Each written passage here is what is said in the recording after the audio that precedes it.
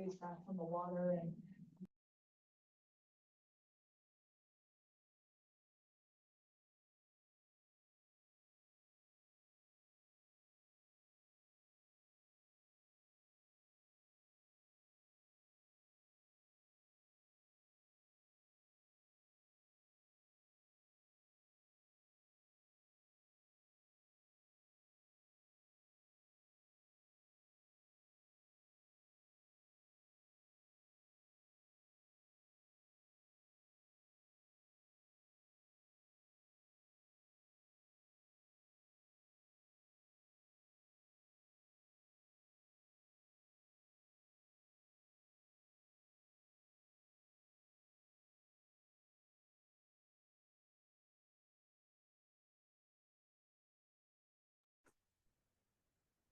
We are just waiting for chair.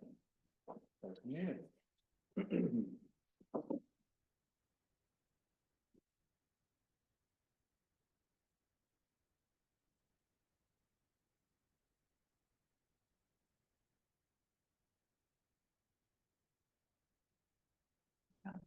Studying abroad in Ireland. Oh, yeah, it's mustard. Right, it's like exciting and you're so happy for them, but part of me is overseas. And luckily mine are all 3 hours drive, but yeah, it's still, there's something. It's so different. It's like, Is that Mike out there in the audience? Yes. How's the Peacock? Cleo, is it? You're doing well. Yeah. As we were, it's my, as I was leaving the house just now, so I wanted to talk to you. Sorry. It is this way, talking to John. I'll tell you. it's Shane. Yeah, yeah, well, but you know, for these conversations, Yes. picks the worst. Like, Yeah. so, yeah, if I don't have to stay, then that's nice. Good job. Yeah, I hope so. Actually, just last was insight. I think he's gonna. Okay. Actually, but he wants to. Okay, yeah, that's good. I get it. He's like, I just wanna like get, like, those kind of doing this. Like, residents, working with residents, and then there's something, you know, something like a council about, you know, it's in the therapist chat. Yeah, So, exciting time. I just did a quick search. The meeting can still be, as long as there's a quorum, but the chair doesn't need to be present. Okay.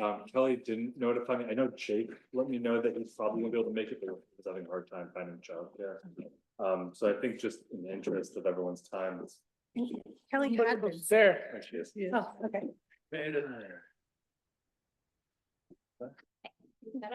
Yep.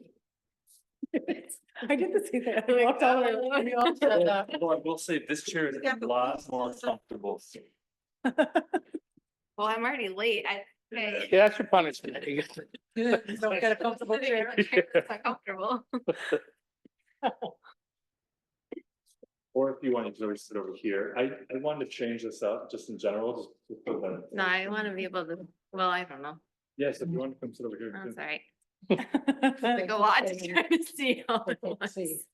Yeah, this way there's just the folks on Zoom can see people in the audience and the folks in the audience can see what's being presented here. And it seems like Oh, yeah. it also picks up the sound a little bit better. It seems like it, but, Sounds so if you wanted to, feel free to move over here. I'm ready for now. Okay. Okay. Are you waiting for me to kick off? All right. I will call the meeting to order. Apologies again for being late. First off, any additions or deletions to the agenda? Nope. All right. Privilege of the floor. We don't have any public hearings today, so does anyone have anything they would like to address before we start our reviews? Go ahead, Rhonda. Good evening, everyone. I have 3 things that I want to deal with. And these are really, 2 of them are questions for Greg. And if he would like to respond to them in the newsletter rather than take up time tonight or think about the answers and write them up in the newsletter, I would be fine with that. So the first 2 are, having looked at the Rowell property and what they apparently want to do, I remember somebody telling me that a leach line was not required by Tompkins County. I have a leach line, but today I was spending more time than I should have looking up for laws or rules or regulations indicating whether or not people in Danby were required to have a leach line, and I didn't find anything. The second thing is that I noticed this whole business with stormwater mitigation that they are required to get involved in because they're within 500 feet of somebody who is in an ag district. Well, I happen to be 1.5 acres surrounded on all four sides by different people in their own ag districts. And I'm starting to feel a little bit like if I do anything on my property, I'm going to have to get involved in all this very expensive stormwater mitigation because of this. And this is going to decrease the value of my property. And I need to hear from Greg as to why, whether this is I'm overreacting or if this is true. The third thing is that I really feel that we need to do something about the absolutely enormous amount of trash on people's property. And I bet there are more cars in Danby than there are people. And I noticed that when I went to 91 Town Line Road, the little Google icon wound up on something white on the Google picture. And I thought, is that a building? And I couldn't tell, but I would like to suggest, since we have two board members here tonight, that we get into the habit of dealing with violations of the zoning law before anyone is allowed to build something on their property or do something with their property. And this gets back to a particular individual who died and left his children his land that had 2 houses on them, and any number of sheds and outbuildings and everything. And I wanted all of this violation of the zoning ordinance taken care of. David West was the planner at the time, and no one would deal with all these violations, and they were allowed to split up the properties and the big property into 2 parcels, and all of these sheds and everything are still there. And so I'd like to know if the Rowells have any violations of zoning that they think they might have on their property. Also, I was pleased when Greg took over and did the property on Peter Road, and he'll know which one I'm talking about, where there was an illegal shed or partially illegal shed, and the people were required to deal with that.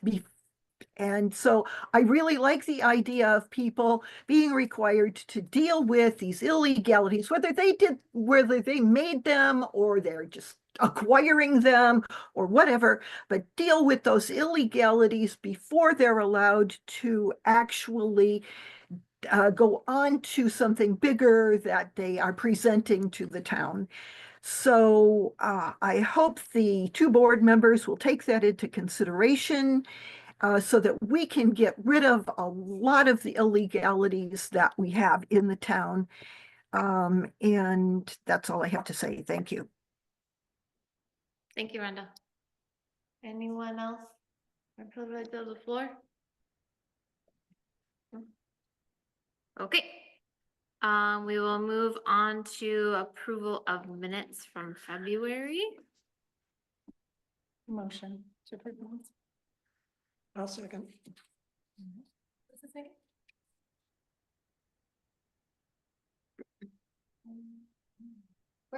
Yes. Yes. Yes. Yes. Yes. Yes.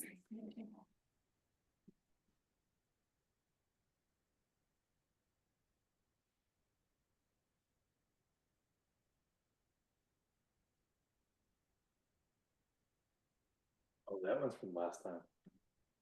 Were they supposed to come in? No, Or did I miss no, one? Okay, no, I just didn't prepare it last time. okay, So we just, yep. I'll make sure you can. All right, are you doing town board liaison report? Okay. Couple of quick things. Most people probably know that, Paul Hansen resigned from the board and, James Tyler Stein has been appointed. And he's started already. Let's see what else. A clean energy improvement grant of about $60,000. We're right now, it may change, but right now we're looking at heat pumps, for the building. And possibly EV charging stations, to replace the ones that don't work. The town has been a living wage employer for years, and that actually is going up in January, but we jumped the gun and approved it. So we won't have to increase it again in January. But some towns, or actually the county's gonna have some trouble. They may not be able to do it, because it's just gonna cost too much. It's going up to $24.82. And for Danby, it'll probably cost somewhere around $600 extra, to do it this year. So those are the biggies. All right, thank you. Okay, on to development review. So the only development review for the night is 91 Town Line Road, which we are here to review the submission and hopefully schedule a public hearing for April. I'm losing track of the month. Do you want to take a look at the plan? yeah, maybe we just hear from the, applicant. Is that Yeah. Mike back there? Hi. I don't know, can it pick up from back there or do they still have to come up here? You want to do a test, vocal, for the mic? All right, Ted, give us a thumbs up if you can hear them. Ted, can you hear me about the P follow? Both of them? Sort of. Okay. Catherine says no. It's you might pretty, want- Alright. it's pretty echoey, but I'm sure a signal processing program could make it audible. Yeah, Thank you. just a little closer would make it better. Thanks. All right. Does Hi, any Mike better? and Lucy. My voice doesn't carry well anyway, so, all Much better now. right. I don't know. Give us But a it's a single family. big picture. You're building a house. We're putting a house on the property. It's an expandable container home that we had manufactured.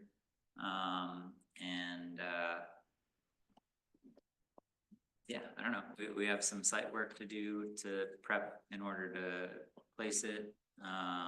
And we'll need to place it in order for the code officer to take a look at it and our engineer take a look at it and make sure everything's good to go before we move on to the next stage. So, All right. Any other? It looks like you're extending the drive, well, kind of yeah, we're changing the yeah, driveway. we're adding a driveway offshoot from our main farm driveway to go to the part of the plot that has the house on it.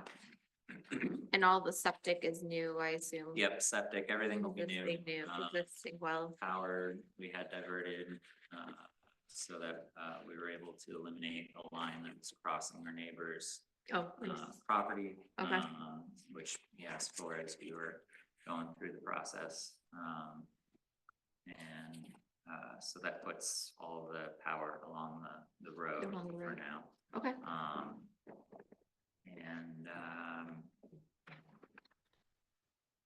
Yeah, You want me to pull up the site map? I mean, just to look at it, like what you Yeah, had. sure. Yeah. That'd be great. Okay. And also Mike had sent in a rendering initially, and I just recalled that, so I just put it in the file, we can pull it up too. But at least, maybe I'll just pull up your first site plan here, I guess just showing where it's going. It's not that critical, but I was curious, it says you're doing it in 3 phases. It was just kind of the site work and. Oh, okay, and then Then foundation. plopping it down and then the actual installation of the septic and final sort of making sure everything's hooked up and such. Okay. So it's going down here in the southwest corner along Town Line Road. Pretty long way to the well. Yeah. Well, the well was installed for a previous project that got put on pause when COVID hit, so. I called up a couple of the well crews and they're like, well, wells are pretty expensive right now, so it might be cheaper to just bring down the hill from the existing well, so far that's At true. least you have gravity in your favor. Yeah. Yeah. Just need to get it up to the ground and then it brings it Yeah. down on its own, so. It's like, Town Line right here to the left. I'll also show you the rendering because that is cool. Yeah, I was gonna say, I don't see that. taking a little while to do it, but.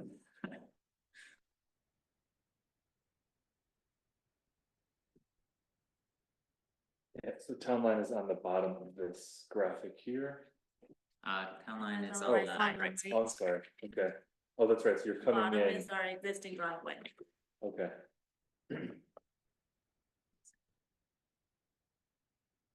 So it's an extendable, so it's the shipping container, it's sort of, It comes folded up in the shipping container, and then you fold out the roof, and then the floor and side walls come out, and then the front walls and back walls fold out too. And then inside, all of the room divisions just kind of fold and click in place too. Already has a bathroom installed. Bathroom and the kitchens are installed already. and it's 930 square feet, is that what the? No, it's just 38 by 20, so a little less than 800. Oh, okay. Yeah, there was a 930 number somewhere, because I remember reading that. Yeah, there's on the ground disturbance form. Oh, which may, it probably That includes all of the shed. driveway. Okay. Oh, yeah, it Include might the shed. include the Mm. shed. Putting an accessory shed next to it to house, be Washer like and a dryer mudroom and, for yeah. washer, dryer, hooking up all the utility hookups. It's all plug in play pretty much for this. Oh, okay, Yeah. okay. So, Container. The Yep. main containers. Because all the utilities are on this end. Yep. for the shed. Okay. May I ask, in the rendering, what does the white and the dark green areas represent? let's see which one. white- So the white, is the driveway, the green is just, when I took the model with the driveway and plopped it onto the actual, topographical mesh, it kind of made that color because what it did was it took the picture of the site and made it for each tiny little, it's, Maybe like a background. if you zoomed in, it's made up of tiny little pictures of the same thing over and over and over again. So that was interesting. It looks like parallel lines inside, I don't know, but. And- And the, this area in the white is just another artifact?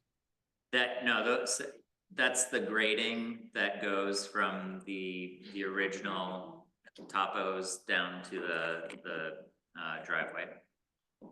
That's if you were to take the contours and bring them along. So that's the actual site disturbance would be that white area. Thank you. Oh, there's another one. Yeah, in here.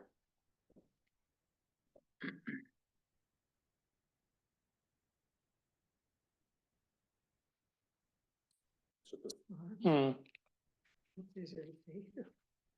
The town line would be Yeah, On the town line. will bottom be- right Yeah, corner. the diagonal.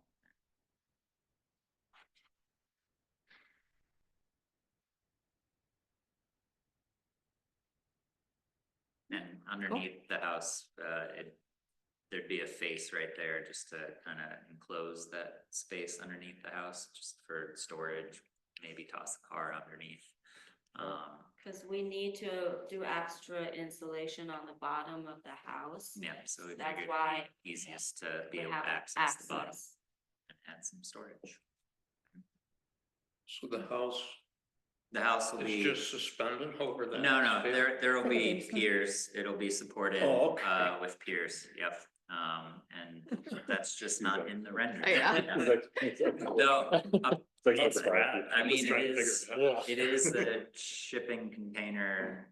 It's built as a shipping container, so technically it should be able to support itself at the four That's what I'm thinking. corners, but when you fold out the walls, the walls need some support, but we're doing 5 piers along each of the 4 bottom beams to support the. But then how could you get a car in there? That's what I was They're just thinking. they're spaced 10 feet apart. We've got little Chevy bolts, so they'll scoot right in there just fine. It fits in a Standard 40 10. feet, shipping container, so the whole house, the length is Yeah. about 38 feet. So we're gonna Got put 5 piers. 20 feet that way, so yeah, you gotta. About 10 Yeah, feet. yeah, we'll Yeah. put a standard 10-foot roll up, probably. Yeah, Under And we there. have 2 tiny cars. Yeah, super tiny cups. Do you want to see anything else in the application? Anybody? It's such a minimal impact. Right. So- Yeah.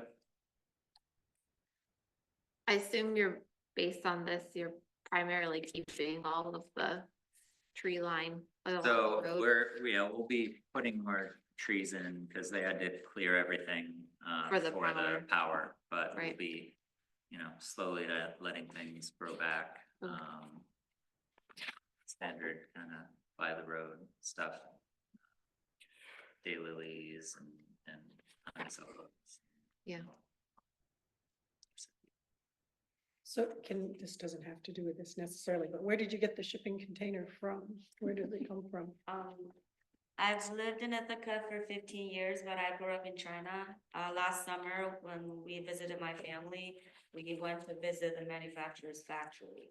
So you're bringing it So, from there. yeah, we visited the factory and saw, how they look like, and actually stood in one to see like what it feels like standing in one. See if it was tall enough. for Right, My dad yeah. to actually be at the very edge, So we started the ordering process, and throughout, it's very customizable, so whatever requirements that the codes requirement here, like, we just let them know, like, to build the windows to a certain size and where the plugs need to be, and yeah, all those are built to codes here, so. Cool. They put some kind of insulation. Oh, so In the it? walls are, the walls, the whole envelope of the building, except for the floor. The whole envelope of the building is made with structural insulated panels. Okay. They're metal sips. Yeah. So it's it's essentially continuous insulation for the entire Mm. envelope. Yeah. And for the roof, to get around, anytime you increase the thickness of the wall panels, it decreases the space you have Mhm. for shipping in the middle. So it changes the size of the bathroom. So, Skinny bathroom. yeah, so to mitigate that, for the roof, which was the most difficult part, we'll be installing a second layer of those panels on top to reach the full 49, Yeah. R49, so. They're sending a extra set of roof panels in this, inside the shipping It's all container. stacked inside, it's got And then we will need all of to our furniture is do- inside, all the cabinetry is in there. Right. It's, I gotta look this up. Yeah. That's awesome. Yeah, I was gonna say, can we Yeah. get to? I've seen videos We of watched, like, they like- fold out and yeah. like, so, Really? yeah. I have another question. Sure. It has nothing to do with our proceeds. Yeah, thanks for humoring. Yeah. I I'm figured, just curious, Okay. is this a shipping container that has been used as a shipping container that's been retrofitted? no, It was no, this is a manufactured just to manufactured house that's put into a So shipping shipping container. container is kind of. Yeah, almost it's called an expandable metaphor. container house, yeah. Yeah. Yeah, Oh, because they fit into it's Oh, kind of okay. like a container. So I within a wondered about your container. windows. I haven't seen any windows. in shipping No, yeah, containers that I- twisting it around, you would see Yeah. windows and such, but we, the Nice. room side, which was probably the more difficult thing to communicate with the manufacturers was, being bedrooms, they have to have fire escape Yeah. size windows, so making sure that Mhm. the egress point was the right size to code, that there was a miscommunication. And we had to have them replace the windows, but it all worked out. Mm. So- And the shipping container itself is made of SIPs and becomes part of the house? No, the shipping container itself goes back to the shipping company. The house just rolls out of the shipping container. Ah. And we'll have it staged on the land for, like, still folded in, not unpacked fully. For our engineer to double check, make sure that we're gonna be putting in the right amount of piers and such for it. And for Steve to be able to look at things and have any final comments so that we know what buttons to do to finally tie it all up. Very cool. Yeah. Can we all come watch it? Sure. Yeah. Once everything's ready to go, we'll have a crane plop it onto the piers, and you're welcome to come out and watch or help. Who needs a crane? Well, Enough Need people. hands to help push the walls out. I mean, we'll probably just use the crane, but.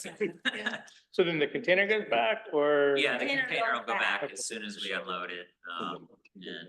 Yeah. just leave it sitting there until it's ready to. Cause I've seen a lot of people starting to turn containers into like their shed. and Right, stuff. yeah, a lot of people, we were considering putting it onto containers, and just supporting the containers, because we asked the manufacturer, they had their engineers check, they were like, yeah, you can totally do that. And there were plenty of examples of that online. Then we would just have, regular farm storage, and the containers wouldn't be, they'd be dressed up and they wouldn't be very visible from the road. But then I decided it'd be cheaper to just dig underneath and keep the foundation that we were gonna do, which is helical piers, and just put a facade on that. Yeah. Yes, Makes sense. it's a skirt really, because Right. it's a manufactured home and it needs the skirt around Yeah. it anyways, so. The same insulation as in the floor? The bottom will just be uninsulated space, that kind of garage storage space. It's just uninsulated and. No, I mean like in the floor of the house? Floor of the house, yeah, Okay. when we get it up, we're gonna insulate the bottom, we just, From the bottom. so that's why I wanted a space to actually be able to access that and see the actual framing. So that we're all agreed as to what needs to actually be slapped on the bottom. You don't happen to know what kind of foam they're using in the SIPs, do you? They were, the standard polyurethane, foam, same spray foam that you would do for all the spray foam insulation. We had the option of, so there's polyurethane or polyisocyanate, or isocyanate, but polyiso is a little more expensive. And we would have had to ask the manufacturer to have their partner's line switch over to that, and so off gases differently in the manufacturing facility. That's And- used to. it's fun. And do you have to install a fire break between the SIP and the living space, or is the SIP considered good enough? The SIP is considered enough. It's got it's metal facings, and then on the inside, there's also a bamboo composite that serves as another layer. Yeah, so, yeah, that's, Nifty. Any other site, I any think other site questions? Oh, we gotta get back to that. Boring site work. Site work. I'm not interested. Yeah, yeah. We're just fascinated. Otherwise, I'd work with Mike on any stormwater controls that are needed. It's pretty minimal disturbance, but I know there's a pretty large ditch in front of the property, so may warrant sort of silt fence or silt socks, but otherwise, there's no other kind of site questions. Probably the public hearing can be scheduled for the next meeting. I don't have anything. So you're essentially digging in. to yeah, the cutting into grade. And then a little just bit, using the and soil. using the soil to just kind Right of there. level things out after that. Got it. No soils coming in, no soils going off, it's just the gravel's coming in to do that. Okay. And some riprap for the existing driveway, ditch that's there. Is there any other like? Cause I assume it's coming in on a full. Truck, Yeah, so. so they the- just, are they gonna stay on the road and lift it? No, so, the truck is coming in, we've booked a towing company, it's Big Red Towing out of Syracuse, they deal with heavy duty, like if a rig went off the road, that's their Oh, okay. specialty, so they have a long enough, tilting flatbed to pull it onto, Oh, and then okay. they can back that up, cause it's a little more maneuverable than a tractor trailer. So with a they'll go shipping on your, container. they'll go on your Um, new driveway. Yeah, they'll go and on then the new lift it. driveway and they're gonna stage it Okay, at this corner, and then the crane is gonna use the lower driveway as a pad to be able to situate themselves, grab this and lift it onto move the it over. foundation. Okay. piers. I was thinking that could be a lot of other. Disturbance to try to get a full tractor trailer in there. Okay. I guess if we're all good, we'll schedule for April. Sounds And good. we'll see you then. Ask you more random questions that we come up with. Next one. Yeah. Mona said something about a white thing, that was our van for our business, we usually park it. Oh, on the Google, yes, Yeah, I was gonna just follow up with you about that separately, but just, when you look at the aerial for the property, there are, I'll pull it up, but just very quickly, so there are. Just looks like there's extra like boxes around going out the driveway. So those, we've got, I'm a beekeeper, our farm is for beekeeping, the various boxes are. Nukes? We have beekeeping equipment, sometimes I stage a pallet of beekeeping equipment, we also have, IBCs. For water for our farm animals, because we don't have an operating well yet. So Okay, so they're all farm structures. yeah, it's So all there's- farm stuff, there- yeah. There's no. It all moves violation of around, that. it's all farm stuff, yeah. Nice piece of property. So then there's a large easement, right? Running like. Yeah, there's a large easement which restricts what we can do with it. We're primarily we've only ever planned to build things on the south side of the easement. Cause it's not fun to try and coordinate with the pipeline to do anything on the other side. Usually I'm allowed to cross the pipeline with my tractor. But I've been told recently that now we need to ask every time. So now the tractor's staying over here until I can work out a plan with them to have some crossing points. Or you need two tractors. It is For size. it's a tiny tractor. It's 35 horsepower. It weighs 1 ton. So it's, All right, yeah. Yeah. all right, great. Thanks. I just wanted to adjust that. Yeah, since no, there's a comment exactly. about extra structures, but it sounds like for agricultural use. Yeah. So, great. That's all I- all right, All right, I'm gonna take them. okay, thanks. All right, next on our agenda is the Design Connect project presentation. Yep, so tonight, Emily and Bianca, they are part of the Design Connect team. Emily's one of the project managers. And also just, sorry for the shout out here, but so Shane Spencer's in the audience too. So Shane's the new property owner for the site for the old Dobson property, as it's called. And so, and there was a community session we had 2 weeks ago, at this point. No, I think it was last week. No, it was 2 weeks ago, sorry. Mixing my weeks. Over at the Danby Food and Drink, we had about 30 people. It was great, lots of questions. The Emily and Bianca are pretty much going to go over a very similar presentation. They're still taking in lots of ideas, and this is and then they will present design options. I think we're planning for the second week of April. We'd like to plan another community engagement session then. Location to be determined, but that would be a good opportunity to also engage. But I wanted them to come to the planning board meeting, and since you all are the planning board, and to just discuss their sort of initial ideas, and then there could be any sort of feedback that you all might have.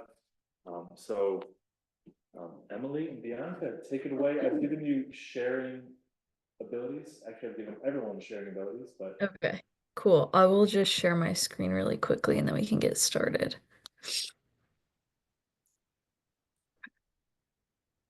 So, is everyone seeing the slideshow? Oh, we were, and then it went away. Okay. Hmm. There we go. Oh, sorry, just Just a delay. okay, I'll just be patient this time. There we go. How about that? Yes. There it Great. is. Awesome. Okay. Thank you all for listening and for being willing to have us join your meeting. Sounded like something interesting was going on, so curious to hear more about that. But today, me and one of my talented team members, Bianca, are just going to be talking about what we're hoping to accomplish this semester on the Dobson property, and specifically where we're at sort of like a midpoint in the semester. Uh, we're going to have a final review with the town in May where we are able to present, a refined view of this. But at this point, actively taking feedback and, yeah, really just excited to hear what you all have to say. Okay. So, in order to kind of put together this project, the team, Bianca included, have been doing like extensive amounts of research about Danby, about zoning, about housing needs, about water, about sewer. So I'm just running through some basic demographics of Danby from your 2023 and 2020 census data. Stuff you all know, I'm sure. Can Uh, that, can that 252 housing units possibly be correct? Or is it missing a zero? Could be missing a zero. Okay. Sorry, we're in the middle of the our presentation skills, so thank you for that. Okay. So is it going to the next one? Trying to- Don't know what's going on. Okay, well now it went. Great. So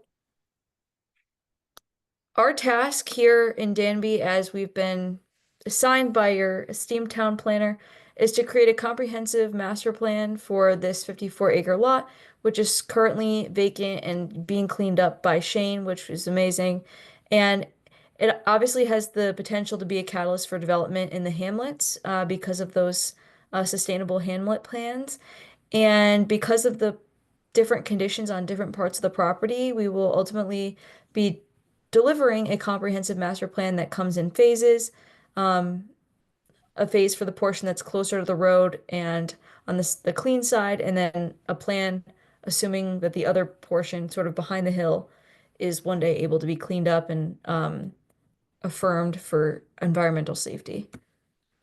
So, like I mentioned, we've been doing a lot of research. Bianca's going to run through a bunch of that in a bit, but also community engagement. As Greg mentioned, we had an event 2 weeks ago. We disseminated surveys and we had a lot of conversations with community members. We're also in the process of doing interviews with experts and other residents, and we hope to have another event the second week of April.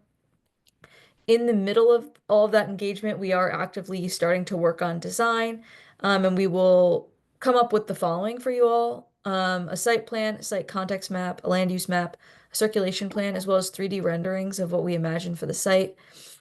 And then the final step is to revise and take in more feedback and just kind of get ready to deliver a final report.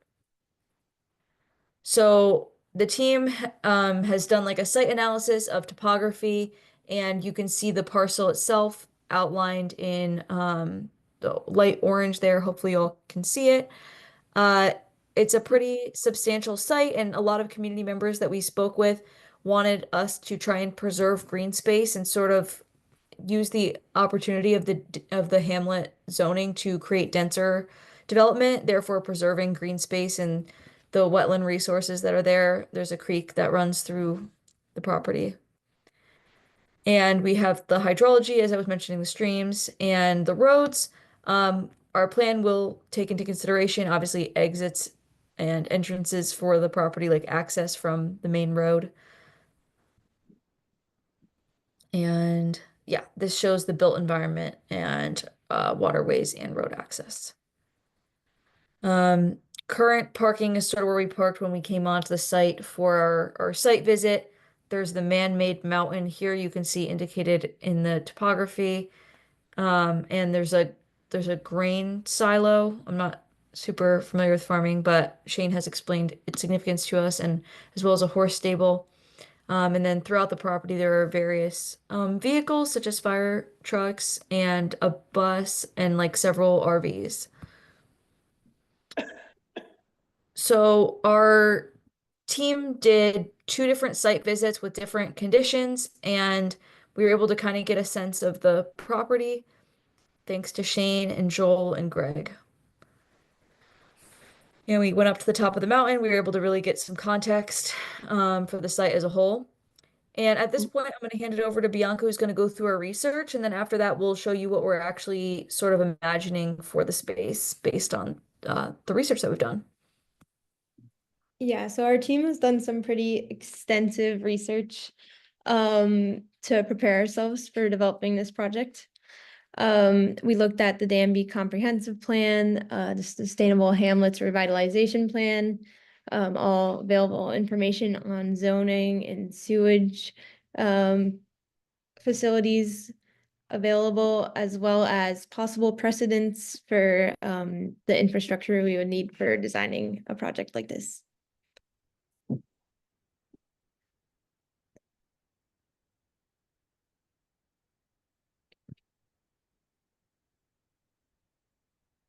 Did the slide change? Oh, there you go. Sorry. Okay. A brief review of the comprehensive plan. Danby's looking for more housing units. Just a brief, sorry about the incorrect figure at the beginning of our slides. Looking at the 2020 comprehensive housing needs, I quickly glanced. It said 1,560 to 1,929 is the total for current housing units in Danby. That was as of 2020.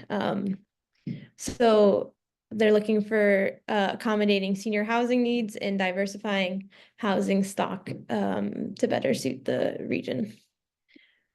Additionally, the plan sets goals for building relationships with nearby towns and cultivating businesses that are adaptable to current and future trends in rural communities.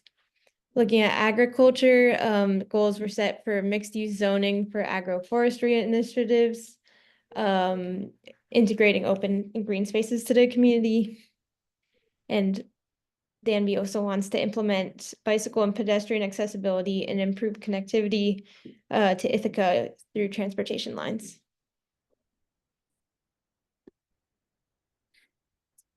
In terms of natural resources, the comprehensive plan shows that Danby's water comes from groundwater, sand, and gravel, valley fill aquifers. There is a risk of these being depleted, and so this is something we're considering. Additionally, there are buffer zones that must be developed for unique natural areas. In terms of land use relating to our project sites, the plan prioritized concentrating development in hamlet centers, which we would hope to assist with in our project. And considering traffic congestion and impacts that possible development would bring to surrounding areas. There was a section also on historical cultural resources, but our site does not interfere with historical graveyards or agricultural sites. The plan will consider design standards set by the town of Danby in maintaining Danby's architectural heritage.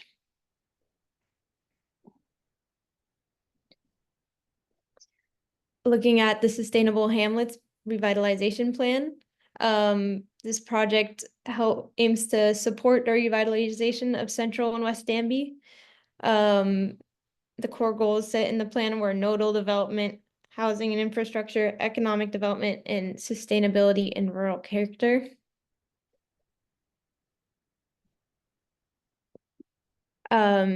So our property would seek to strengthen the town center by providing a walkable community space, include connectivity and enhancements along Route 96B.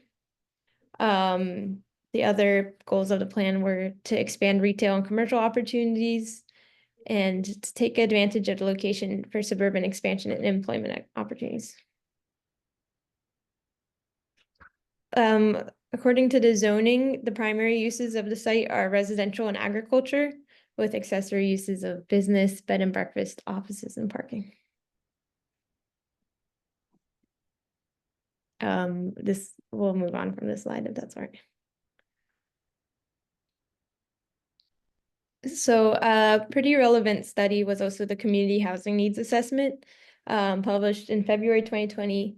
This found that there was sufficient housing for households that earn about 45,000 or higher, with home values around 150,000 to 300,000.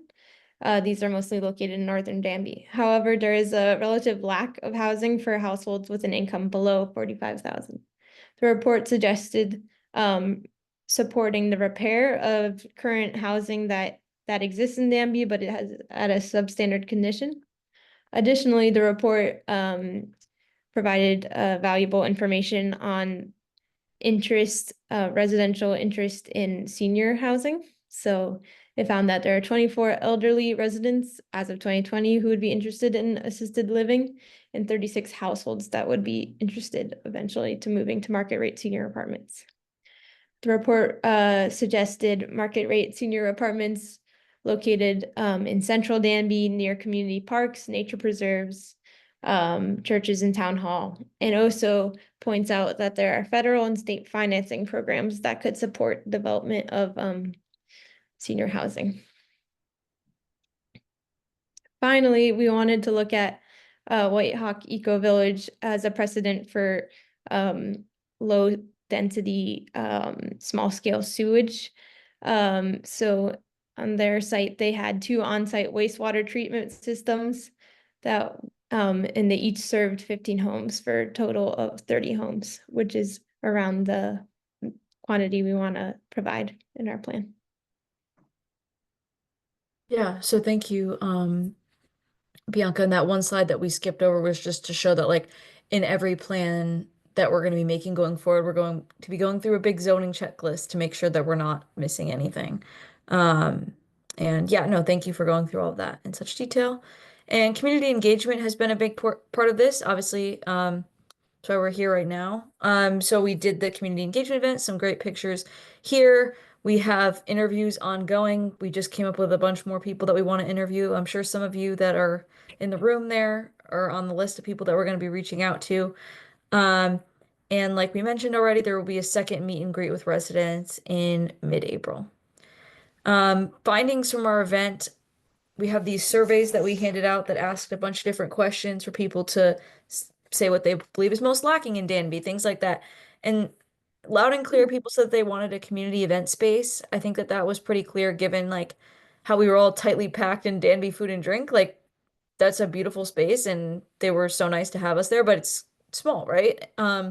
Also, eyesore, many people said that it could be a blank canvas or an eyesore, which we love when it's both, right?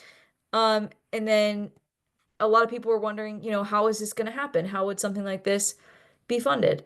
Um, Great question. Our main job here is to create a compelling design that might inspire developers as well as grant funding. So we want to make it as good as possible in hopes that, the funding will follow.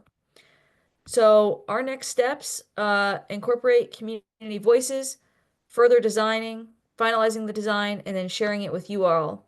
And what is it that we're going to be doing? So after many conversations with Greg and the start of our community engagement, we determined that senior mixed income housing, focusing on the front clean half of the property, would be a wonderful start for this parcel. We're shooting for 20 to 50 units, but the team will develop less dense and more dense models as different possibilities.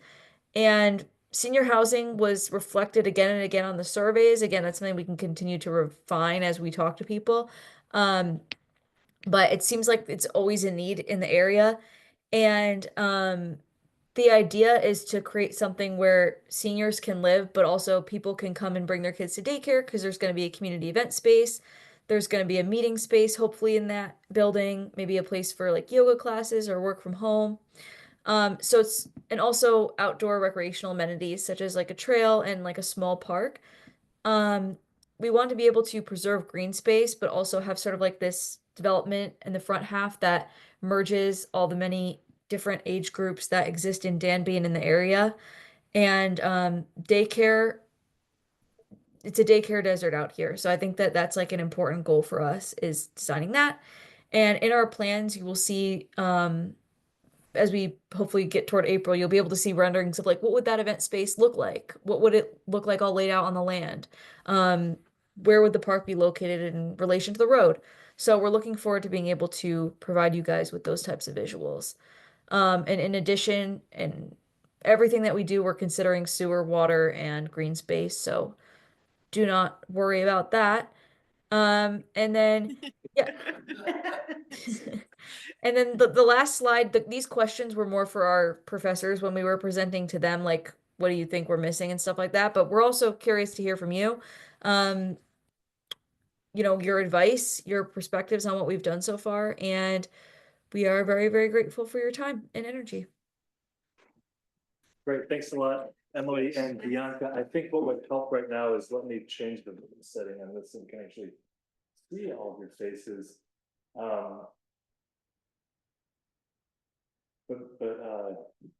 We think that it is, would be all right to just kind of open it up to Yeah. call and response from Yeah. from board members and then maybe to anyone else in the audience. I know Certainly.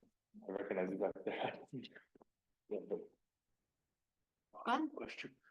I know they said, don't worry about the water, but might there be a problem with all that equipment running over that ground, that there'd be a contamination of the water supply there?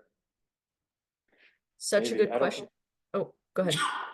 Are you worried that the water supply might be contaminated if you drill wells on that property? Because Yeah, of no, all I was saying it was a good question. Greg, do you want to take it though? Up to you. Yeah, I mean, I guess I was just gonna say, just for the purpose of, it's definitely a good question.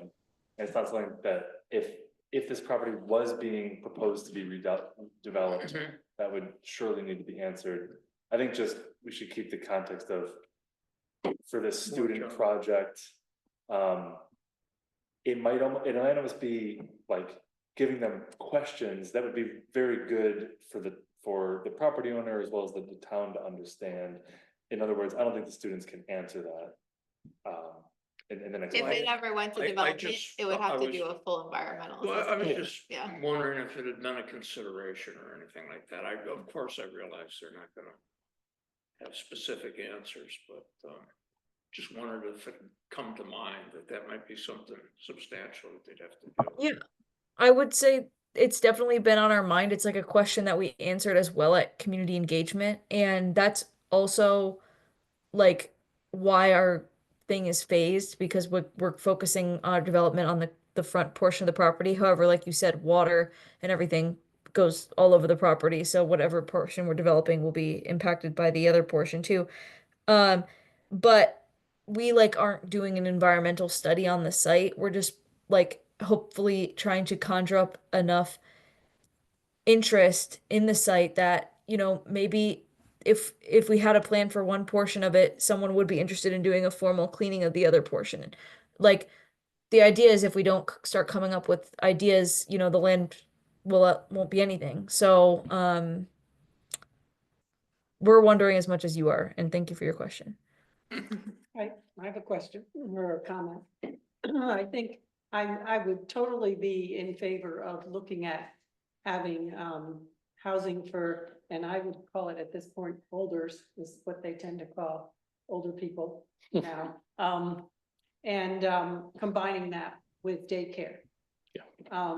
I've talked about whether there was a possibility of doing that with the school up the road, but it would be a possibility. And I think that you would, if we had daycare in particular, we would draw from not just people that live in Danby Central or whatever, but when I see the number of cars coming in from Owego and Candor into downtown, having daycare where people could drop kids off on the way into town rather than having to go somewhere, Yeah. you know, off of 96B would be something that would really be positive. So you might end up with more interest in daycare than just thinking about those of us who live in Danby area because of the traffic that comes in and out.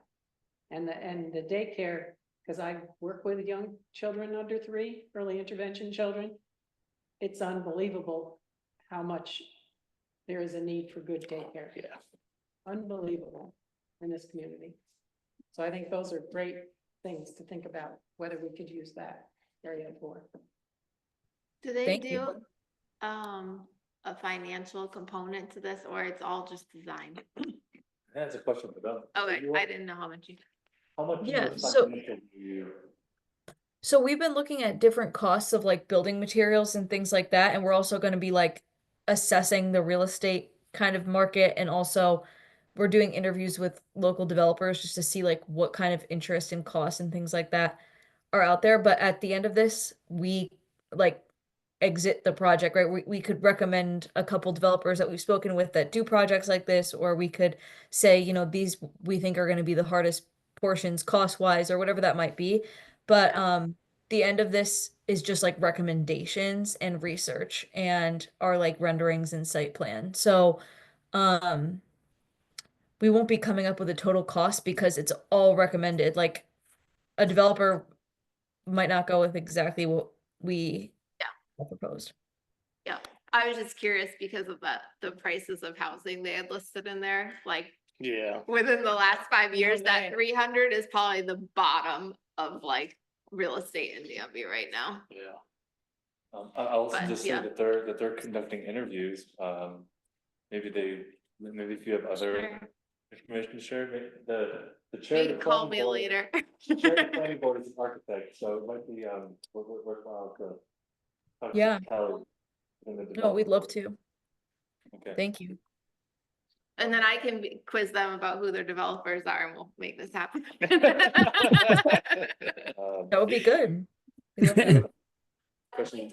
Comment, I really like the idea of adding daycare to the, project because, yes, I really agree with what you had just said, that in this area it's really hard to come by good quality daycare, and I run a home daycare, for 3 years during COVID when my kids were younger and at my home, and it was a lot of, obstacles and hurdles, like, There's a lot of demand. there's a lot of things, but I think for this project, there are, if I would suggest like, you could either go like, build like a daycare center, or you could build multiple homes that are specifically designed so that they can get, home daycare licenses. Then you can have a communal playground, and then say you have like 4 or 5 of these houses, and they are marketed towards people who want to have a home daycare business. And then cause like we cause I had a state license for a group home, group daycare home that can house up to that can take up to 12 children. And so like a few of us have talked about, like, it would be nice if we have just a piece of land that tosses a few houses that, like, it's like, yeah, and so instead of having a big daycare center, you run it the corporate way, you run it the or nonprofit, having a board like the what is it called? The one on Connington Road Community Center. Or you could run it the corporate way, like the Cornell Daycare.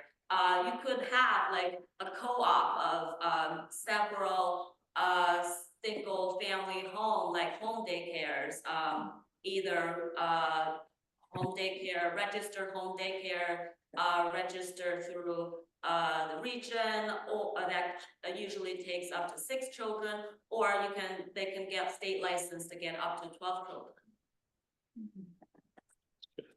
That's a really good and interesting idea, and like I think that the way that the daycare is being incorporated into the plan hasn't been done yet, so like I'll pass it along to the team like this week.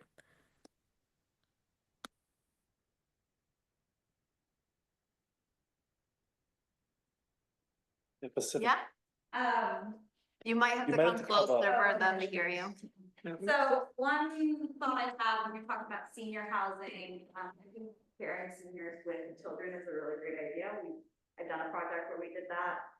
Could you come a little closer? We still can't hear. Oh, sorry. Can you hear me now? Yes. Okay, so I was just saying that I do think seniors and daycare together is a really good idea. It tends to help seniors to be around children. It like, brings a light mood.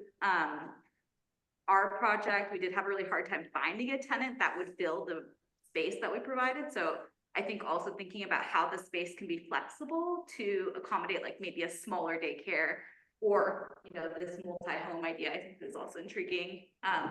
The other thought I had is if you have people who aren't seniors running your daycare, where are they living? Like, do they have to commute to this site? Also, I think we had talked about like a commercial component in previous community engagement meetings. So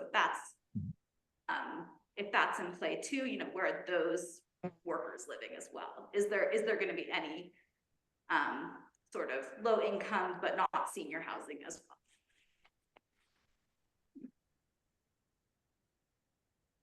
Thank you, and good to see you again. I know that you came to engagement. Pat, did you have a comment? Or did you want to respond, Emily? I didn't know if you wanted. No, I'm just writing it down and I appreciate it. Sounds good. Hi, 2 pieces of information and 1 question. I noticed on the presentation that the man-made structure on the property is called Mount Dobson, but in fact, Rick Dobson, who built it, called it Astrian Mountain. Let me spell it for you so you can get it correctly. It's Astriean, Astrian Mountain, and it was named after his granddaughter, who he loved very much. Second, I heard a comment a little bit earlier about you can't get a house for under $300,000 in Danby. Yeah, even allowing for a little bit of verbal license. I happen to get listings from a very kind realtor, and I would say perhaps a third of them are under 300,000. I just went through and looked at a few. I could give you the addresses.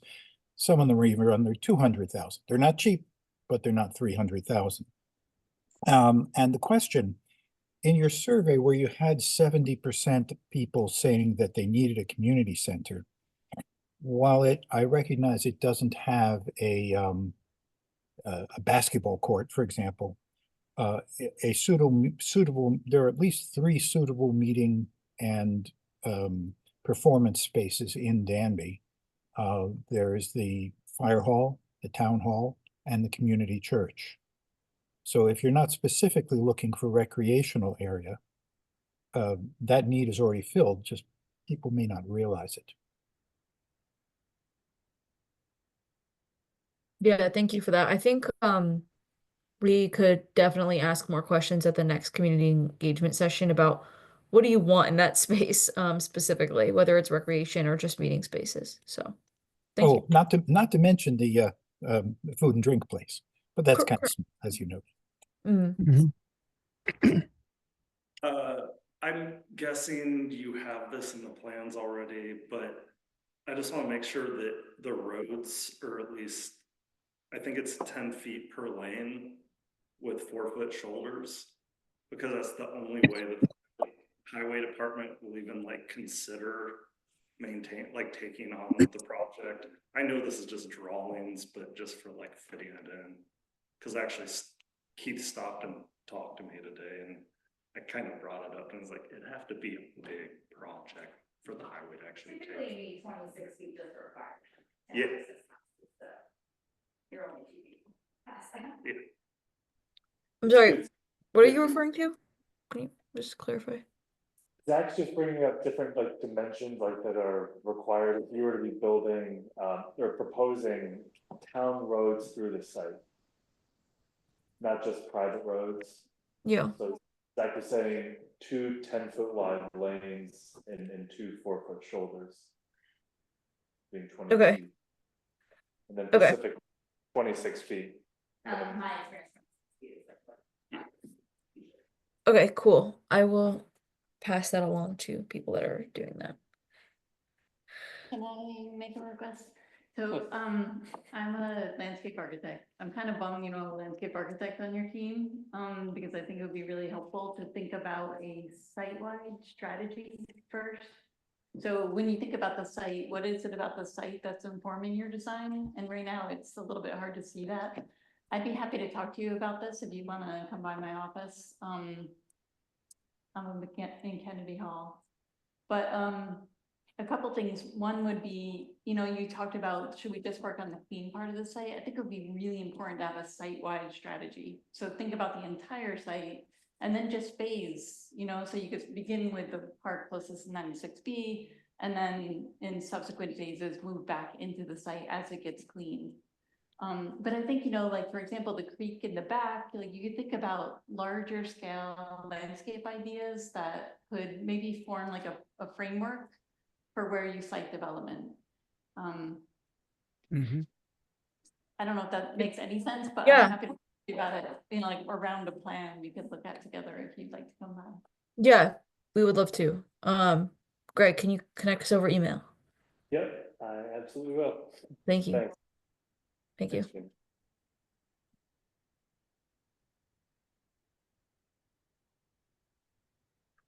Anybody else?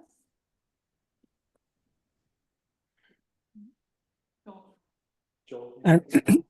Yeah, since there are other questions that are not being asked at this point, I'd just like to comment that the aquifer study, which you might want to take a look at if you haven't, it characterizes the aquifer that runs under that property in the central part of the valley as being quote unquote confined by an impermeable upper layer, and which is why some of the wells in the area are artesian. And if you poke a hole in it, the water that comes comes out of the ground. But that makes it somewhat resistant to contamination. The aquifer recharge comes from elsewhere, uphill basically. And that, helps inform. It's a rather limited capacity, so that, Danby will never be Trumansburg, but there's probably not that great a risk of contamination on the site. Helpful. Thank you. We love to hear that. I'm excited to see what you come up with. Thank you. variation of density and the overall site and everything else. Thank you. Yeah, Thanks for the and opportunity I'll to do just- it. Okay. And I'll just note, just because this is a huge task. They were saying Oh, that yeah. some of the other design connect projects are like streetscapes.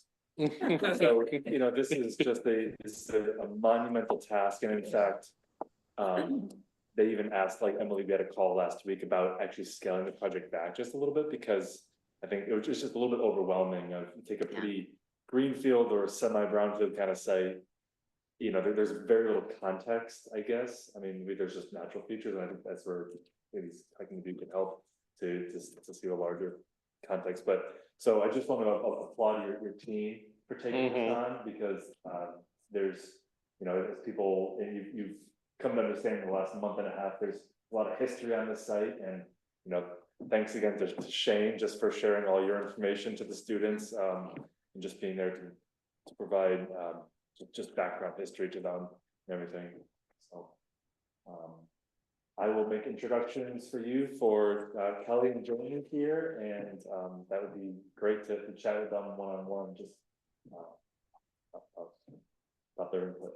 Yeah, we would love that. And also I think that if you know anyone, any of you know anyone that would be of use to us in terms of information, email Greg and he'll pass it to us, because yeah, the thing that we've learned from doing all this is that we don't know everything that we need to know to complete it yet. So more information, the better.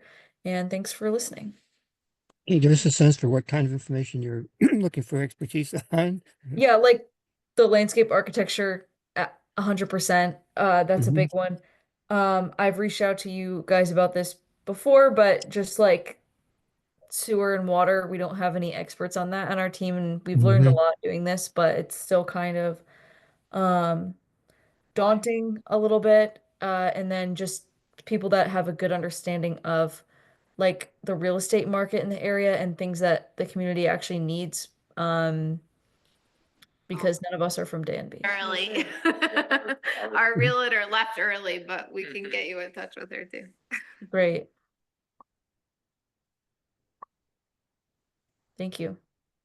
Oh, looks like Zach has one more question. Sorry, it's not, I guess for septic, have you talked to the health department yet? Regarding like any septic that's been installed close by in the area? Not really, no. Do you recommend them? Well, I do. They're really easy to talk to. They're sweeties, and if Shane would oblige, you could actually do a perk test on the land just to see how it takes water, and it's like a pretty straightforward thing. Okay. And that just will tell you like how big of a septic system will be sized to an average, you know, water load per property. Okay. Thank It might be you. worth, yeah, just reaching out to the county health department, but I'm happy to also just coordinate that with you, but their main line, they always pick it up. And there's Great. also engine. That's helpful. Thank you. Thank you. Yeah. Thank you. Thanks All right. so much. Nice to meet you guys. Go team. Right, Yeah. Thanks. We'll talk soon. Thank you. All right, next on our agenda, Safe Streets for All, is that you? Yeah. Okay. So we can, you know, take as much or as little time as you'd like, but this, I think I've been keeping the board semi-updated over the last year and a half or so. The county and 10 municipalities have been working on a safety action plan for different road segments as well as intersections. And a lot of the focus, you know, often is in Ithaca, but this plan aims to spread some of that awareness outwards. So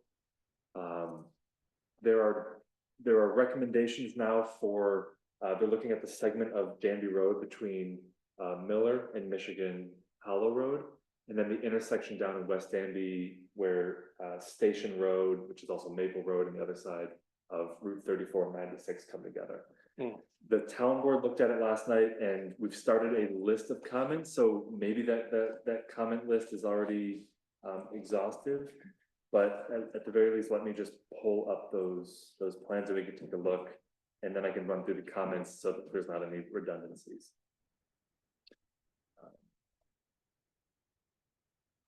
So let's take a look at the Danby Road segment first.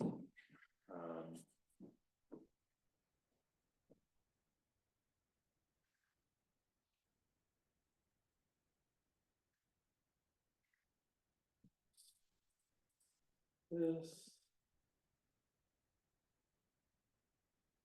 And I will zoom in a little bit.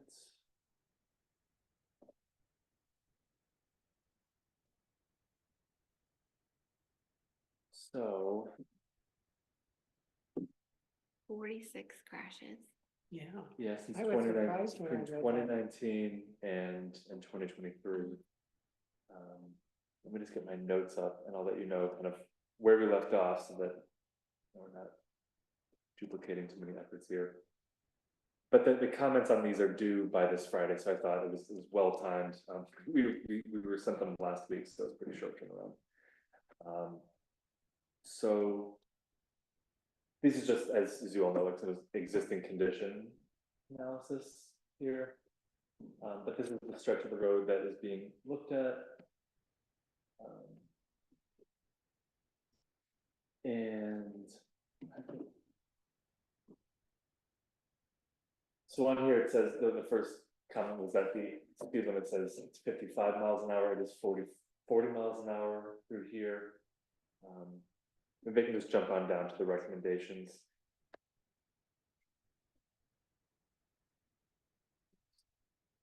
So here's the crash data. Kind of hard to see. Is that Hornbrook? Or like the Yeah. most dense part? Yeah, Yeah. that's one get coming in. So comments, I can, anything from technical comments to even just user-friendly comments would be really helpful too. Like, I don't understand what that symbol means. That's a helpful comment. And then I can pass that off to the team that's working on this. So another comment was on this graphic down here, what they're recommending is it's unclear what side of the street that's on. People can see over me.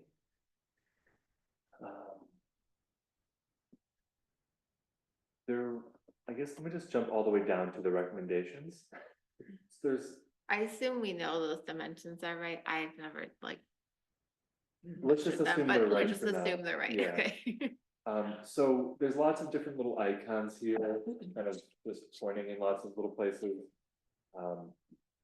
What they mean are, so like this one here that I'm circling, that is systematic application of low-cost countermeasures at stop-controlled intersections. What does that mean?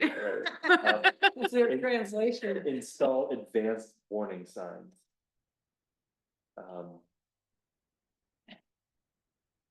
I'll just run through all the icons here. This one right here is crosswalk. So install high visibility crosswalk signage and pavement markings. But they don't indicate what direction, like on Gunderman, is that crosswalk to crosswalk, like to cross Gunderman if you're walking parallel? Yeah, Yeah. so Okay. it's Okay. all the crosswalks that they're proposing are all on the side streets, Okay. just at the intersections, Okay. not on 96. Not across 90s, okay. Right. Okay. So that was another comment was, having them maybe a couple more on 96B might be more effective. And the only other comment that we had was just, could bike lanes be considered in this area? But I guess let me just, sorry, I'm skipping around a little bit. There's walkways, install sidewalks, which is this sidewalk looking icon. And then install a digital feedback sign, these sort of. Right. Thank you for going the speed limit or flashing at you when you're Right. going too Yeah. fast, showing you the speed. Right. So there's gonna be a sidewalk the entire length or just in those sections? And is it only on one side of the road? So that's a good, I mean, when you go up here to this graphic, it just shows on one side of the road. Yeah. So that's why one of the comments was, what side of the road is that on? And then when you go And down, how far does it go? okay, yeah. Yeah, and why wouldn't you need a crosswalk? So. Especially with all the parking over there and the Yeah. bus dropping off here on this side, like.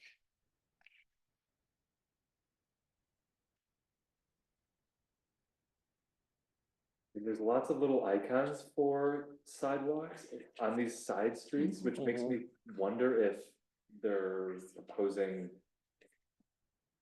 I guess I'm just confused by all the icons. Yeah. It seems pretty, specific. From a graphic standpoint, I think it'd be a lot more helpful if it was just a line showing where the sidewalk was, like a colored line along the street, rather than like trying to point out every point that has the side, every block that has a sidewalk.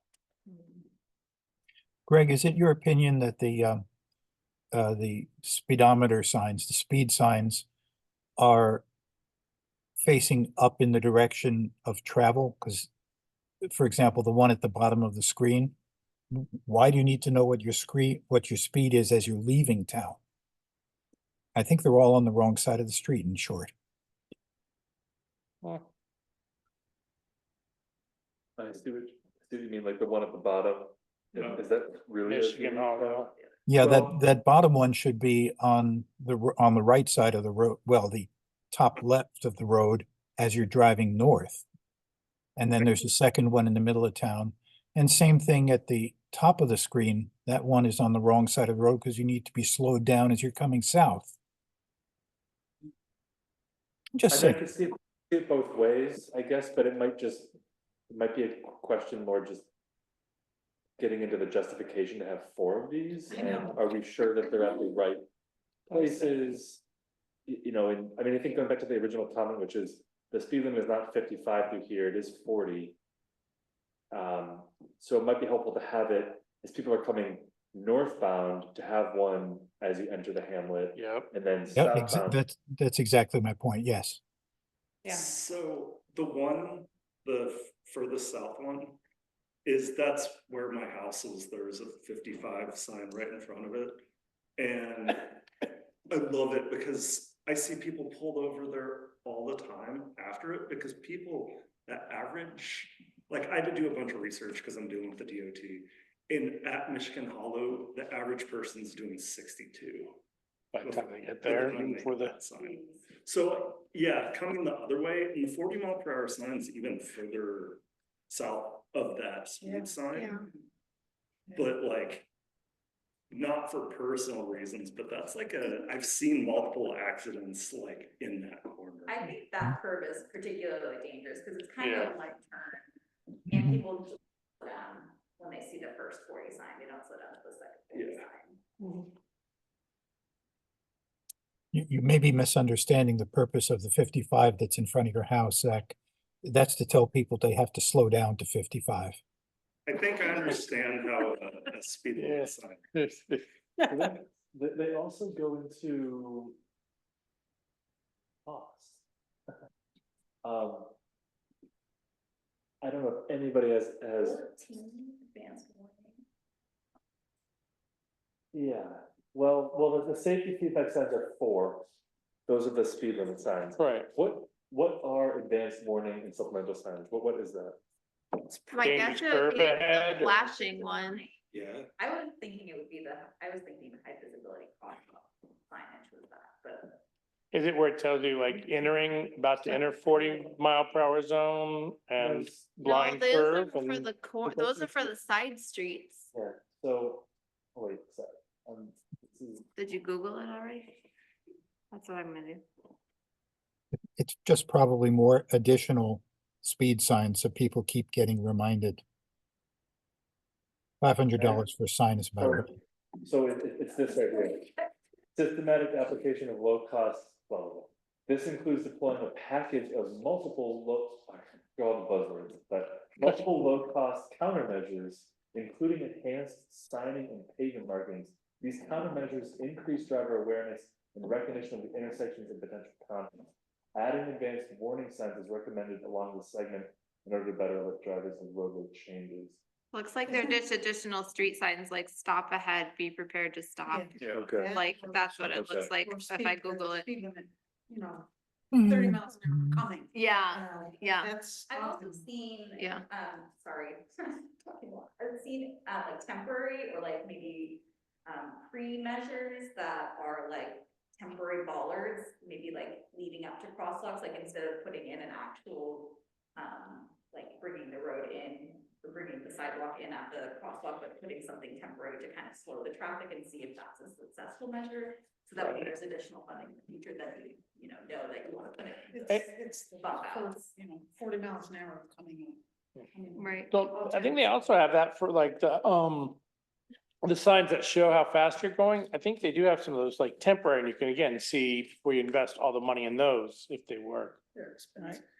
And, Yeah. in talking about the money, you know, the point of this plan is to just set the town up to then go after other funding, you know, Right. and you could specifically point to this and say, here's how much it's gonna cost us to do these Right. things, and we want, it's not a lot. Can you scroll up to the sidewalk? Yeah, of course.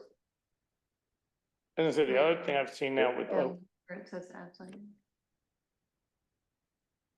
It says sidewalks are paved walkways that are separated from motor vehicles by a curb and gutter, intended for pedestrians using a wheelchair. This recommendation is selected for the segment since no sidewalk currently exists along the roadway. right, Curb and gutters don't exist either, right? Right, yeah, it's just, yes, asphalt. which means cars can easily come over. That's the point of having the sidewalk. It's supposed to help slow down, you know, cars and make it so it's not so easy just to drift. The jump, Yeah, if you, curbs are expensive. oh, yeah. You scroll back down to the, did they include that? Well, I'm wondering Added what they. sidewalk, No, it didn't look like Visibility, it. Sidewalk and sidewalk. It's on a different one. I Oh, think it's okay. like $20,000 or something. I can't remember. That one says 20,000, but that seems really Oh, low. yeah. Not each, yeah, that would have to be, not a total, No, that would it's- have to be each almost. what do you, I think that's just the sign. That looks like Yeah. it's just crosswalk Maybe paint. painting. That's like painting the crosswalk. Right, That's what this is. Good profit margin. looking at the designers that are help on these questions, yeah. So they're not adding in sidewalk costs, There's No. no way there's No, sidewalk that- no, costs it's, in that number. yeah. Okay. So if they're, let's add that, just, if they're recommending sidewalks, what is the cost of that? I mean, there's Yeah. questions about the sidewalk.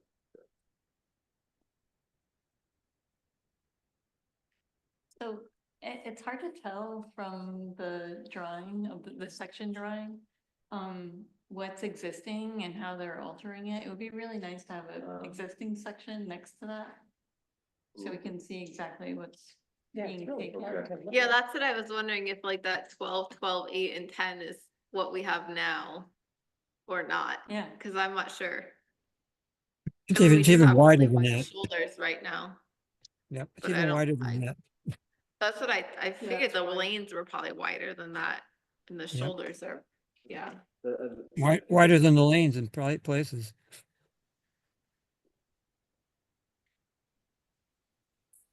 96B is the widest highway in Tompkins County. really? Yep. So it'd be helpful to have like an image of what our road looks like now, and then like an example image of a road that would be similar to what this section is showing, because it's a very graphic section. I would say. Very realistic. Yeah. Yeah, there's no ditches on this diagram. The ditches are pretty prominent in our current reality. And if it's a raised curb sidewalk, then you're talking like, where's all the runoff going? And Mm-hmm. Mm-hmm. I'm wondering if it's something similar to what they did in Varna. Where it kind Oh, of, yeah. it's like the Oh, that would be lane and then something. it's striped and I think there's like a little bit of a bump in the striped zone. So And then, you but know then the you wanted to sidewalk put- is flush. So there's no, it's not a curb sidewalk, but it's Yeah, it's like painted the two sidewalk lanes kind? and then a buffer zone that's striped and then this concrete sidewalk is parallel to it. Mm-hmm. We could do Yeah. some of that rumble strip, treatment that they Yeah. do that would kind of separate it from the drive lane at least. Yeah, Or wake Is- them up at least once they ran over it. yeah. it- Well, and it- in Varna, it's all lined with mailboxes too, so you hit the mailbox before you hit the sidewalk. Or that works too. Is it possible that Oh, yeah. these drawings weren't intended as engineering drawings? They're just safety suggestions? Yeah, they, Yeah. yeah. We're Quite not- possible. Yeah. There are engineers on the jurisdiction side looking at this in the city of Ithaca. But not on the project team, it's a few different consultants that I don't think they're engineers. Should we look at any other comments on this area? I guess the only thing would be if they're suggesting lighting, which I think it said lighting somewhere, like what the lighting recommendation was. If it's only at the intersections or if it's like the duration of the road. I thought it might have been in the upper section that I saw something about well lit. Wait, let's see. Okay. Lighting, That's the at the crosswalk crosswalk. visibility. Yeah. Okay, maybe I was misreading what I, okay.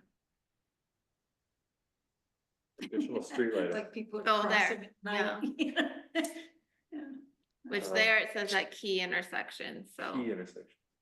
Yeah. What are the key intersections? Everything they have a little symbol next Yeah, to. yeah, right. I think these are good comments. This is helpful. Just adds, it's just a little more Instead of clarity. just lighting at the intersections, nice, not hugely bright, this nice poles the whole way. At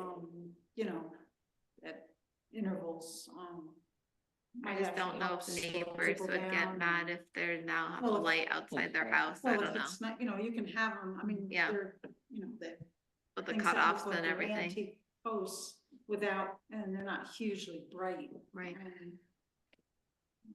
And you can shield it from the house. You can yeah. block off the one side, but that might also. Hello? Slow people down. Hello? Ted, Ted, can are you you mute there? yourself, please? Okay, I will, let's look at the other one. This is for an intersection. To be.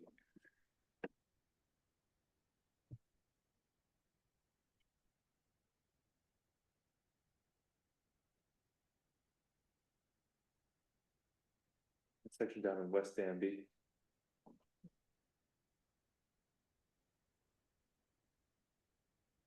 That's what, that's what reminds me of these. What's wrong with this picture?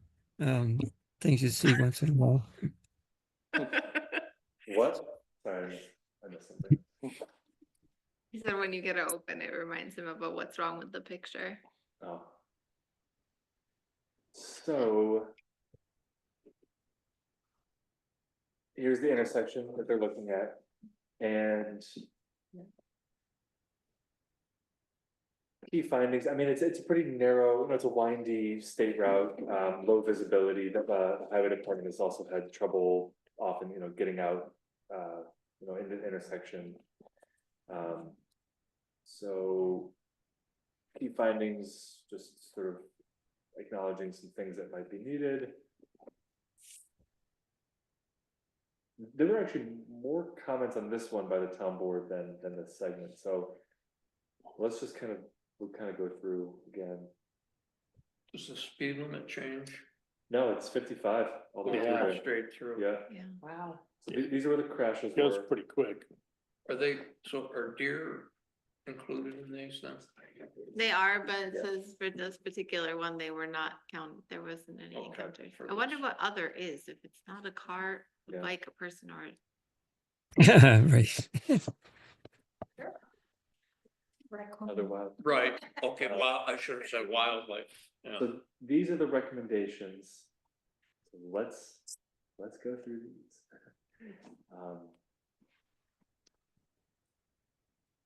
So let's just go down. So one is pavement marking improvements, which are right here along Station and Maple Ave, just indicating the center line. The town board thought that was, or maybe just unnecessary. All the local roads in Danby don't have any striping in them.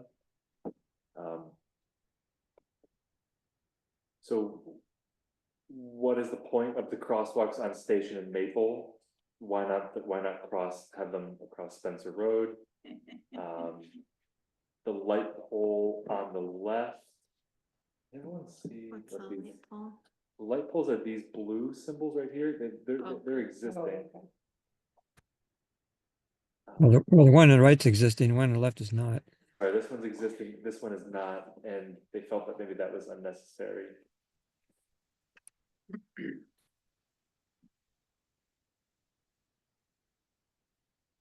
Rumble strip location. Oh, in the text and on the site plan, there's discrepancy. So the rumble strip location on the graphic shows it on the state route. The rumble strip location in the text describes it on the local roads. So these are the rumble strips. Also, another comment for the rumble strips. Rumble strips might be a good idea. They seem pretty close to the intersection that you might hit them and then be already past the intersection before you knew what you just hit.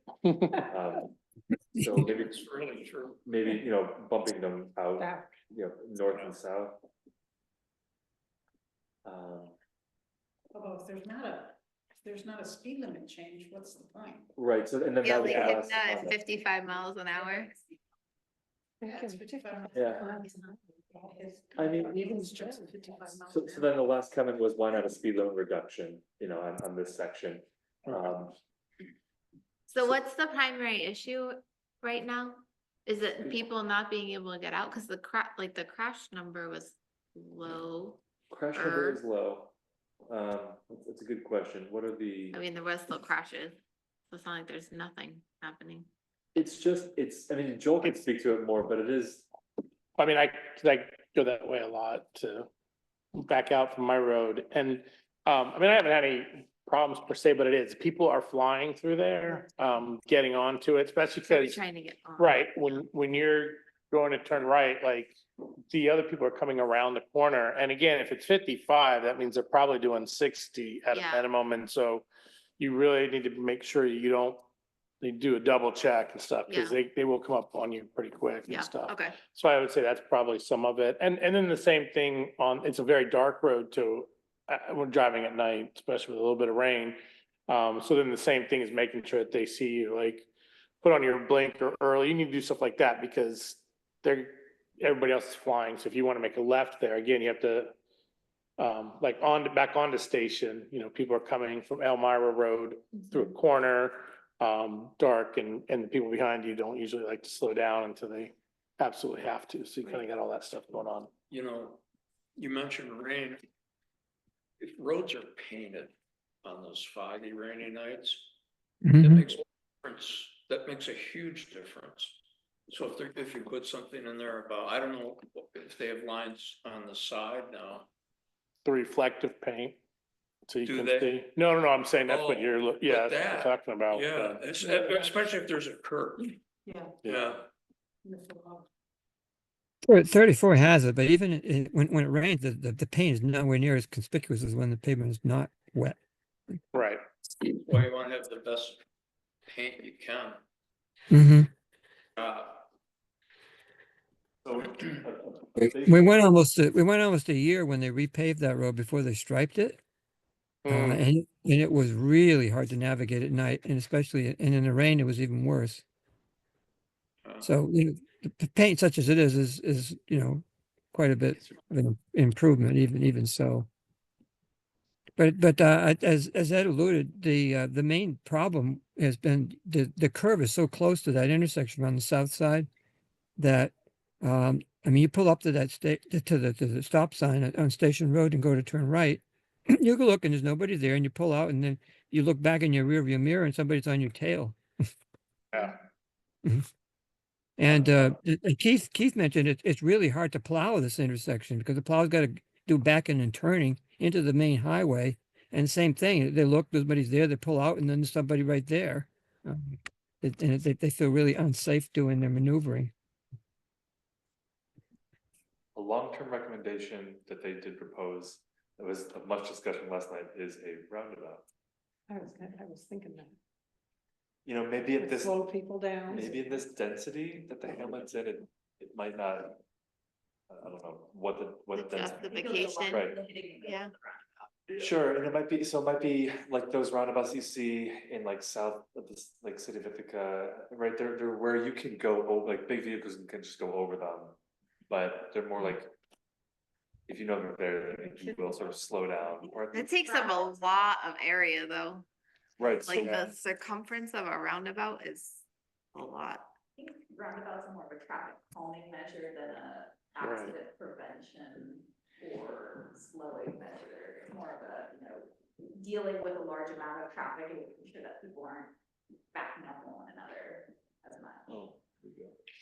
You do have to slow So, down. so roundabout, long-term consideration should be given to addition of a roundabout linking station on the Cleveland Valley Road. Reduce overall sort of conflicts. Further study is needed to determine the suitability. But if you reduce the speed limit, you don't need a roundabout.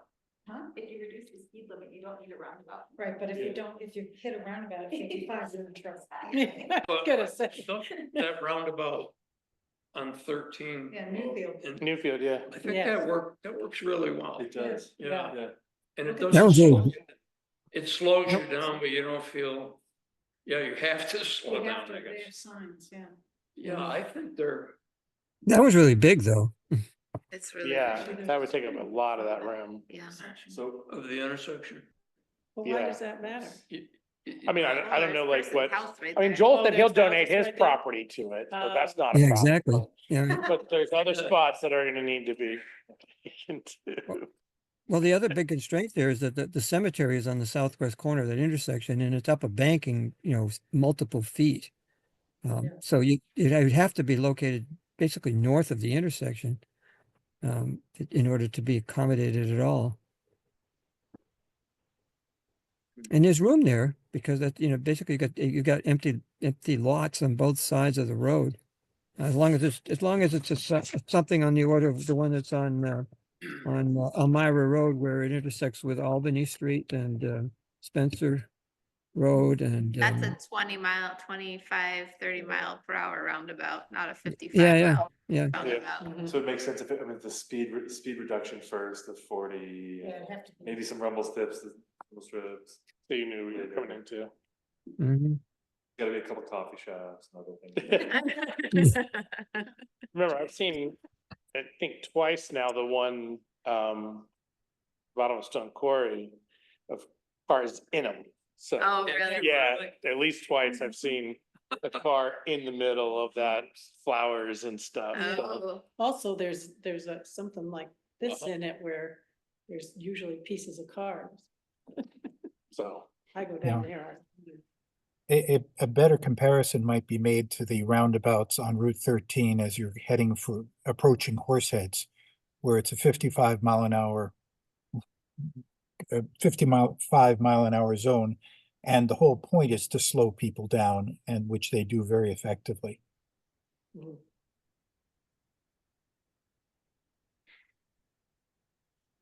And painfully for the drivers. I could pull that back up, I just wanted to get the whole room, but any other comments on that intersection? We should look at the cost sheet. That cut. No, seriously, that one seems Hmm? more difficult to resolve. yeah, Mhm. and you were asking about like why there's not many crash data points on there. But no, I mean, that makes sense, is that like you're Sure. trying to pull out and there's not enough visibility to see what's coming at you when you're trying to pull out. That, I just didn't understand what the concern was. And Yeah. I think that makes sense. I think the project team initially identified another one along 96B here. I think in fact Beardsley Lane, when you're coming out of that. Oh, They might have, that one or Nelson, one of those roads, but we just felt that also too to share some of the attention. One up here and then. one well, I down guess there. that would be another, I don't know how wide that area is, but at Beardsley and Nelson, there's the extra lane. Mhm. So if you That's had pretty another cool. lane to pull into, that would give you more time before you had to like merge into traffic coming around the corner, maybe that would, I don't know if they looked at that. I mean, I'm not a traffic engineer by any means. I was just thinking when you said that, that is something they have over there, which is more about people turning off than turning on. But Right. in other areas, there are that where it's more on the turning on than the turning off. Where they do They that, have both on both this, so Yeah. turning in, and then they have another one for the person that's pulling out. Yeah. Stay in the extra lane and then move over. right? I just know whenever I'm coming out of Beardsley Lane, I'm always double look. Yeah. Like going north. One of the reasons 3496 is not wider than it is because it's so expensive to try to add width when you've got major drop offs through this morainal topography. Yeah. Yeah.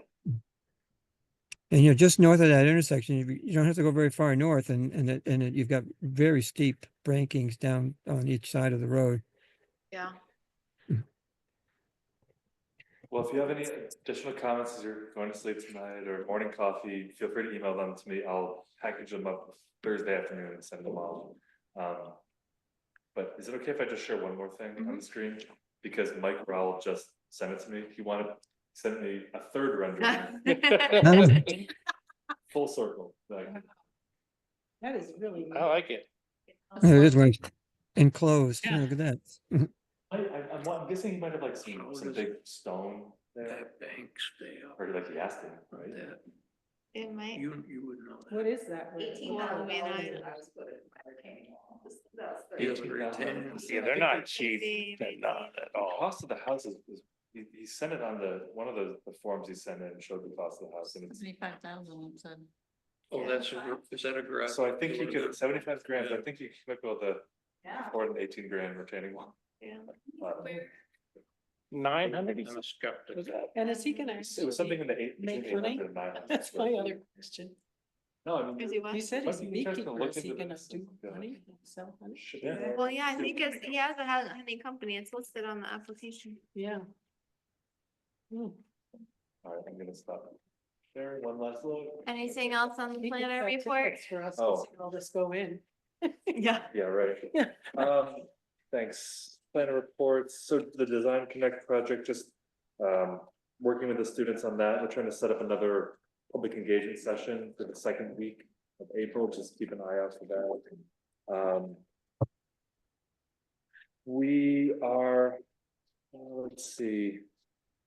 So, we've got this approval for the crosswalk out here, and we were hoping to get a proposal from TG Miller, like within a week after letting them know about this. They've been a little bit hard to pin down, so I think I'll have to issue an RFP for crosswalk. Anybody knows any architects, engineers, or landscape architects that are registered that could maybe help the town out design crosswalk landings? That would help, because we want to send out a request for proposal. That would be great. We thought about using signage. Can you do that too? There will be signage. Yeah. Right. Sorry. Yes. It's in there. Maybe a speed limit sign. Continuing to work with the regulatory review committee. I know last time I gave an update of kind of what we had proposed so far. We haven't moved anything further forward. We're just sort of discussing other topics right now, such as accessory structures on residential property, and then continuing discussion about housing and maybe even talking about accessory dwelling units too. And so more to come on that. This year we'll just be meeting every month on that. That's the second Thursday of every month from 2 to 4 p.m. These meetings are public. They're posted online. And working with the CAC pretty closely these days. I'm making a map of just protected land in Danby. There was an old map. I just want to update it. Easements. There might be another conservation easement coming online too down in Deputron Hollow that we'll be working with the property owner down there.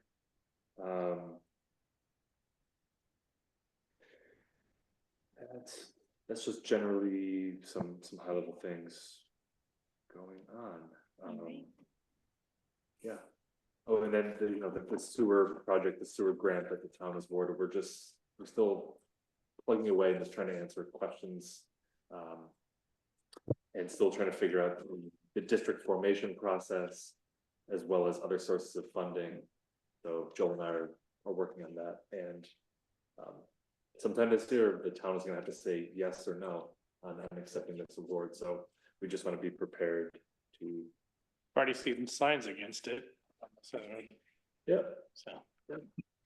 We wanted to get ahead of the trend, they were like, Is it the match that's the problem? That's one of them, so where do we get the extra 25 grand, or sorry, 25%, which is 1.5 million? But it's also just there's issues, or there's questions about location. But then also just the actual district formation, going through and forming a sewer district. So the only special district, well, no, there are two special districts in town. One is the West Danby Water District, and then the other one is the drainage district on Beardsley Lane. And that just it takes a while to form those districts, and they're subject to permissive referendum. So the town, mostly Joel and I, are just exploring different types of district forming options, whether that it needs to be a defined area at first, or could it be something where people elect to be part of it? If they build something that's to town specifications, can they then be part of that? That's not been done, from what we understand, in New York, so Danby would sort of be leading on that. We don't know if that's really a viable option or not within the timeline of accepting this grant. So we might need to just follow the established process to propose a sewer district. So we've started talking to Guy Crow about that and everything, but the engineer that wrote the report has been not coming back to help us answer these follow-up questions. So we're trying to pound on every door we can, just help us get to a place where we feel confident to make the next decisions. But yeah, so district formation and then the next funding sources. And most of the next funding sources, you have to have the district formed first. And so if you're somebody that's potentially in the district, it's a little bit of a chicken and egg thing, because you might not feel comfortable to be a part of the district, to pay into the district, unless you know that the town has the money to then cover all the costs. But we can't get the money to cover all the costs until we form the district. So. Catch 22. All right, That's it. we good? That's all Alright. I'm working on. Adjourned. Thank you, thank everyone. you. Probably, yeah, so, yeah. Yeah, I know. Our septic isn't new. Is that